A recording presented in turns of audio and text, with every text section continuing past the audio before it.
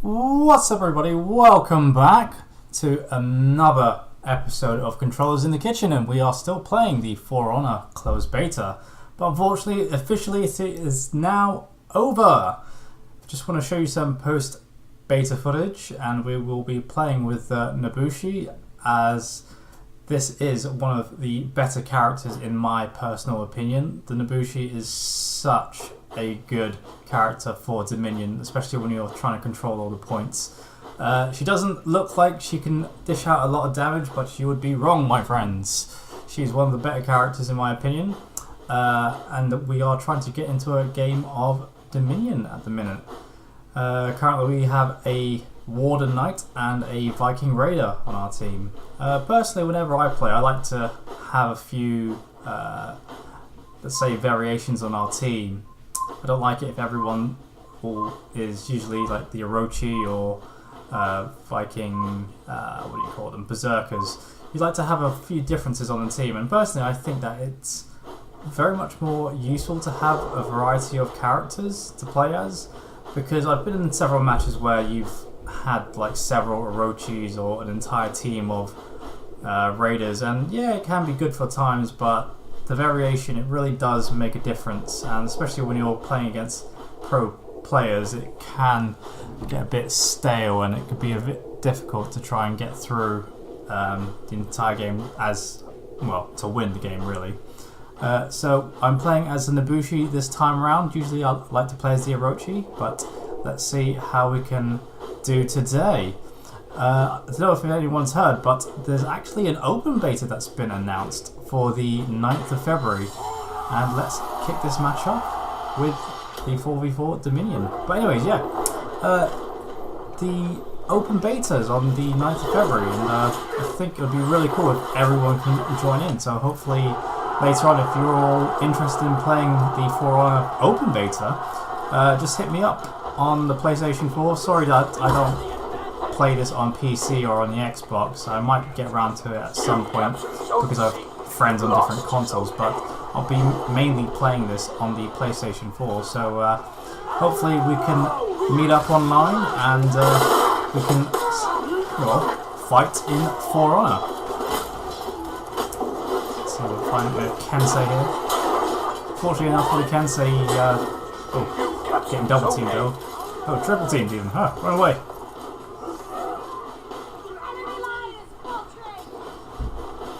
But I find that in this mode it's better off to stand off in the points so that you can double the amount of points you get in the round.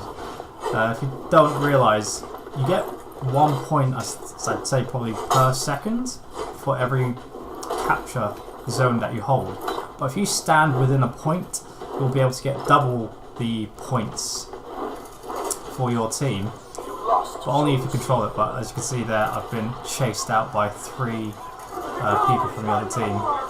So let's try and run over to, let's see, what's that, A? And help our team out on that end there. And hopefully not get double teamed. So let's go to favourable odds, and it's now 2 on 2. Oh, 3 on 1 even. Oh.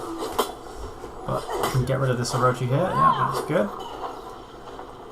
And I have to admit, I do something really stupid here. I've been playing the game so much that I thought I was actually on the blue team, and as you can see, it quite literally bit me in the back with a very large Nodachi. So let's try and get back into this and respawn and try and redeem ourselves. And remember that we are on Team Orange and not Team Blue this time around. So let's see here. But yeah, thank you all for tuning in today, taking time out of your busy days to watch some For Honor footage.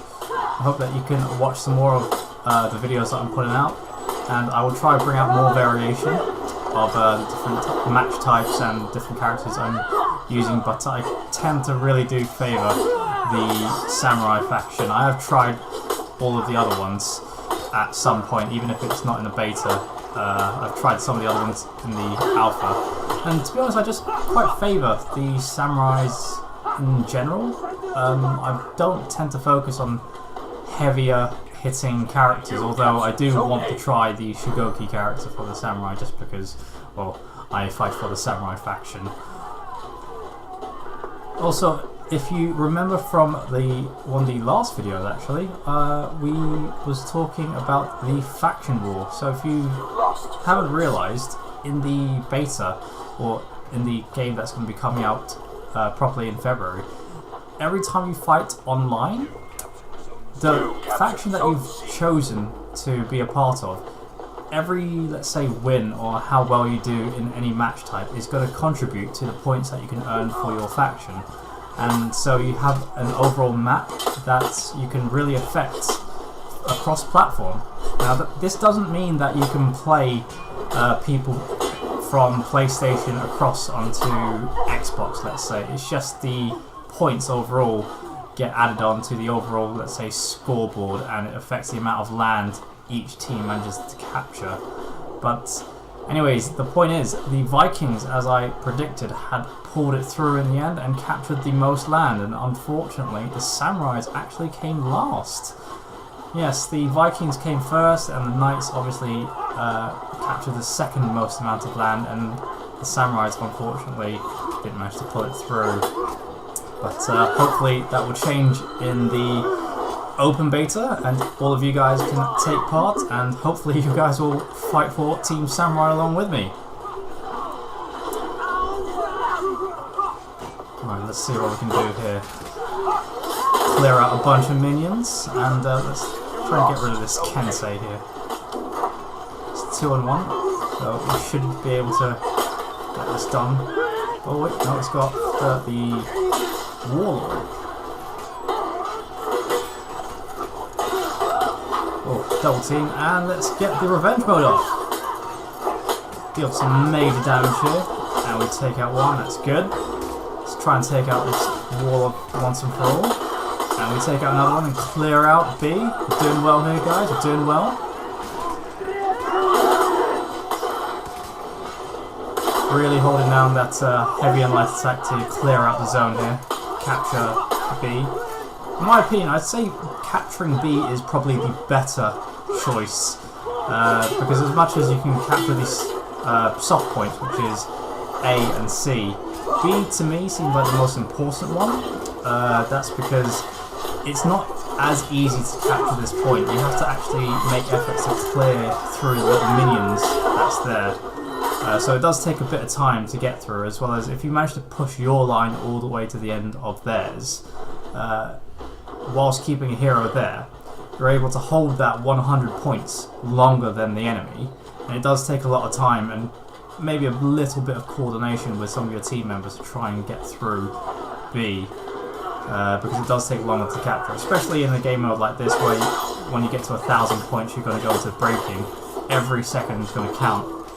And having B, it can take a while to capture, so it's very important that I'd say you capture B first as priority, whereas A and C, it's something that you could easily just stand in for, like, let's say 5 seconds and capture the soft points. So let's go ahead here and let's try and get the revive of one of our teammates.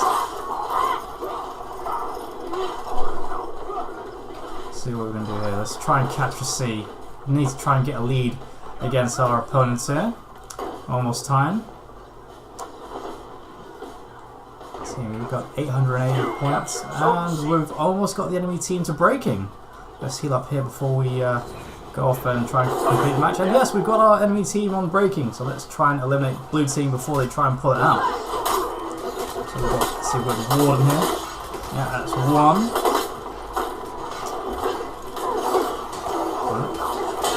Two people down. Come on, let's stab this guy. Hey! And execution. There's only one guy left. Let's try and get this last kill, guys. Let's try and get this last kill. He's got revenge mode, and oh, he's throwing a smoke bomb. Can't lock on when you've got a smoke bomb on. And there it is, the victory. So I hope you guys like this video. Please like and subscribe to our channel, and I'll see you guys next time.